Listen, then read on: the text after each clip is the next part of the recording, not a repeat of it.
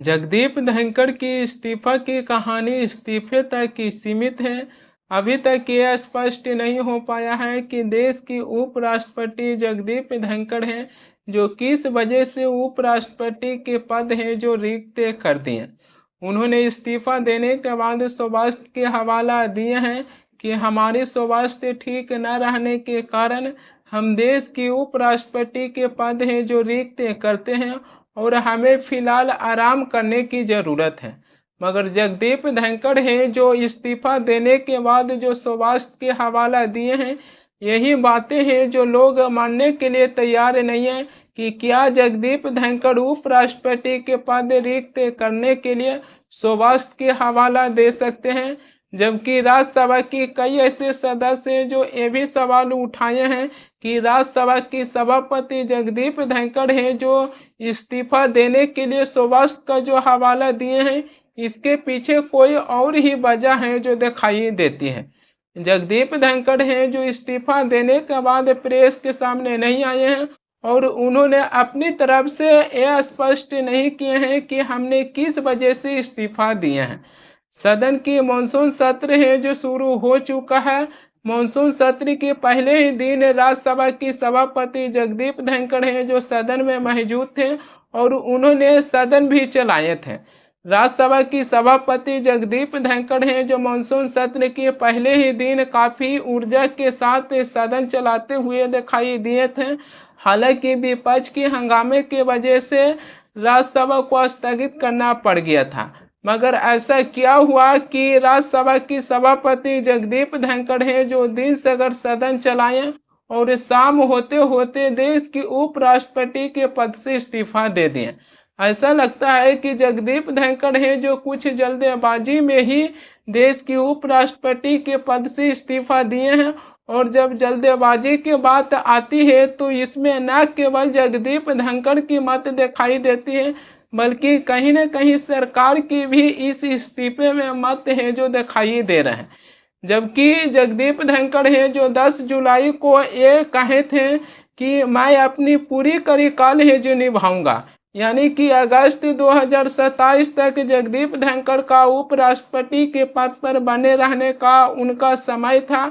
उन्होंने 10 जुलाई को स्पष्ट कर दिए थे कि मैं अपनी पूरी कार्यकाल है जो निभाऊंगा, लेकिन ऐसा क्या हुआ कि उन्होंने अपनी ही पद से इस्तीफा दे दिया। क्या आपने कभी ऐसा सुने होंगे कि संसद के मानसून सत्र है जो शुरू हुआ होगा। संसद के मानसून सत्र के पहले ही दिन लोकसभा के स्पीकर ओम बिरला हैं जो दिन से अगर सदन चलाएं और शाम होते होते एक खबर निकल के आ जाए कि लोकसभा के स्पीकर ओम बिरला हैं जो अपने स्पीकर के पद हैं जो छोड़ रहे होंगे। क्या आपने कभी ऐसी खबर है जो सुने होंगे। संसद के मानसून सत्र शुरू होने के बाद संसद की कोने कोने से ऑपरेशन सिंदूर और ट्रंप जो सीज फायर की बात किए थे, उसकी गूंज है जो संसद के कोने कोने तक सुनाई पड़ रहा था। संसद के कोने कोने से कहीं भी एक गूंज सुनाई नहीं पड़ रहा था कि राज्यसभा की सभापति जगदीप धनखड़ हैं जो अपने पद से इस्तीफा देने वाले हैं। लेकिन फिर भी शाम होते होते ऐसा क्या हुआ कि जगदीप धनखड़ हैं जो अपने पद से इस्तीफा दे दिए। देश की उपराष्ट्रपति के पद रिक्त होने के बाद चुनाव आयोग हैं जो उपराष्ट्रपति के चुनाव के लिए तैयारी भी शुरू कर दिए हैं। हालांकि चुनाव आयोग की तरफ से डेट की जारी नहीं किया गया है कि उपराष्ट्रपति का चुनाव है जो कब होगा। अगर उपराष्ट्रपति की चुनाव होती है तो इसमें लोकसभा और राज्यसभा के सदस्य हैं जो अपनी वोट डालते हैं। लोकसभा में 543 लोकसभा सीट हैं जो अभी वर्तमान के समय में लोकसभा में 542 सदस्य हैं, यानी कि एक सीट खाली है।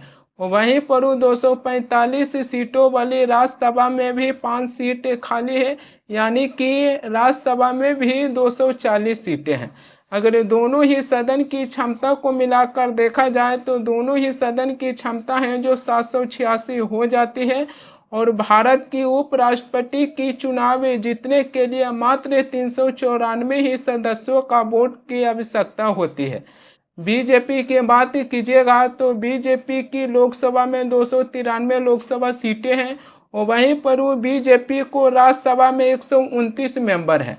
अगर दोनों ही सदनों को मिलाकर देखा जाए तो बीजेपी के पास कुल 422 मेंबर हैं जो हो जाते हैं, और उपराष्ट्रपति की चुनाव जीतने के लिए मात्र 394 ही सदस्यों का वोट की आवश्यकता होती है।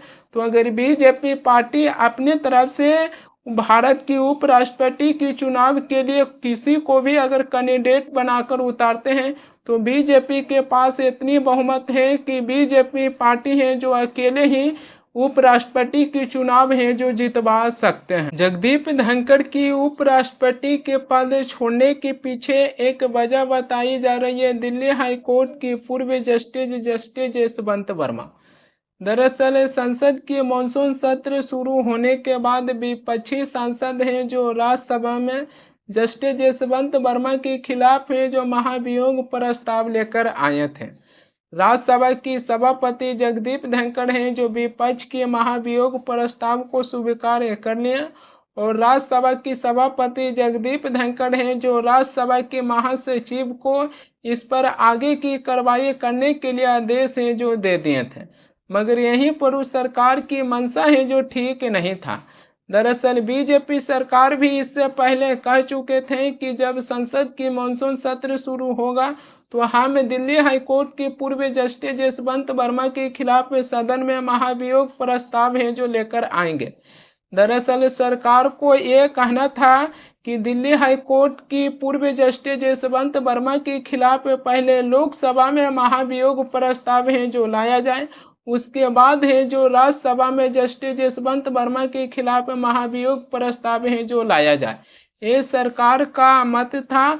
लेकिन जब विपक्ष है जो जस्टिस यशवंत वर्मा के खिलाफ राज्यसभा में महाभियोग प्रस्ताव लेकर आए और राज्यसभा की सभापति है जो उसे स्वीकार कर लें, तो यहीं पर उस सरकार की मंशा है जो कुछ ठीक है जो दिखाई नहीं दिया।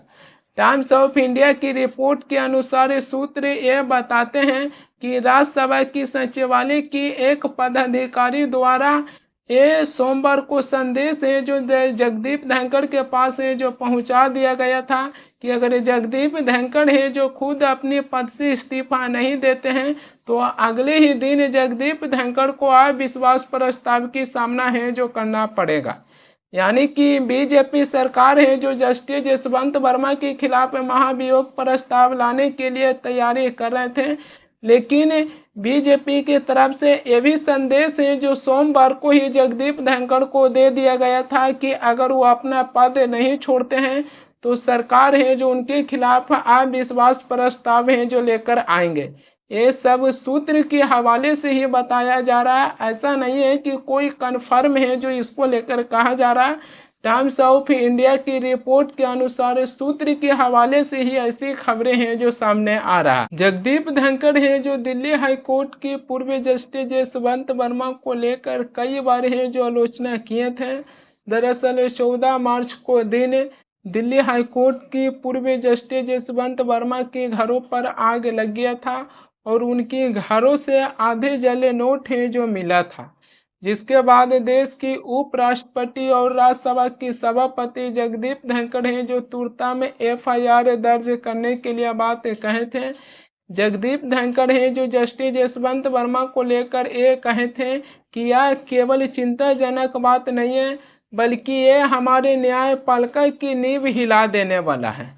जगदीप धनखड़ हैं जो ये भी कहे थे कि ये कैश कहाँ से आया था, क्या ये काला धन है, इस कैश के मालिक कौन है, इसकी जांच होना चाहिए और तुर्ताम से तुर्ताम एफआईआर दर्ज करने के लिए बात है जो जगदीप धनखड़ कहे थे। जगदीप धनखड़ है जो जस्टिस यशवंत वर्मा को लेकर काफी लंबे समय से उनकी आलोचना कर रहे थे और एफआईआर दर्ज करने की भी उन्होंने बातें कहे थे। ऐसे में जब राज्यसभा में विपक्षी सांसद हैं जो जस्टिस यशवंत वर्मा के खिलाफ महाभियोग प्रस्ताव लेकर आए और जगदीप धनखड़ हैं जो इस प्रस्ताव को तुरंत स्वीकार कर लिए, जो एक इस्तीफे की एक बहुत बड़ी कारण है जो बताई जा रही है सूत्र के हवाले से। वहीं पर भारत के उपराष्ट्रपति के पद है जो रिक्त होने के बाद कई ऐसे लोगों के नाम है जो भारत की उपराष्ट्रपति की चुनावी कैंडिडेट के लिए नाम है जो उनकी रेस में चल रहा है।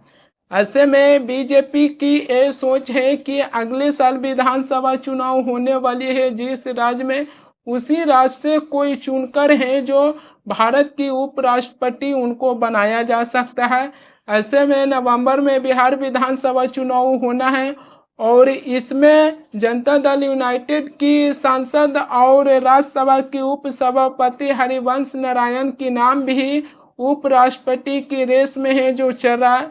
वहीं पर बिहार के पूर्व मुख्यमंत्री कर्पूरी ठाकुर के बेटा रामनाथ ठाकुर जो इस समय अभी केंद्रीय में मंत्री हैं, उनकी भी नाम है जो उपराष्ट्रपति की रेस में चल रहा है।